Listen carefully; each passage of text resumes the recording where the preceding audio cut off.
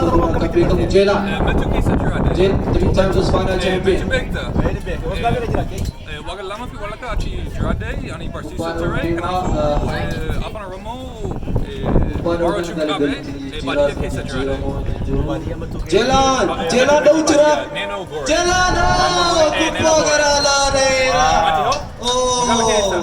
Wallagga dalatee. Walakkaa. Jeelaan kubbaa garaa laana'uudhaan adabbii san gara goolitti jijjiiruu dhabuu danda'eera.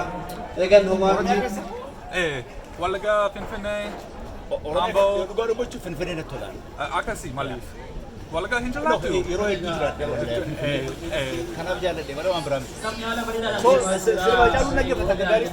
Baay'ee jalaadha. Akkasumas harmaan akka. Garuu waan dabani wasirraa faa qabaa barbaadu.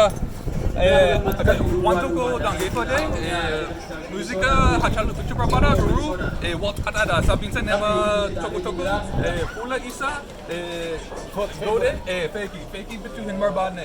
Kanaafuu Oriijinaal malee. Kanaafuu naan eege Spotify akkasumas asuma Teemo haaraa. Haaraa. Galatoom.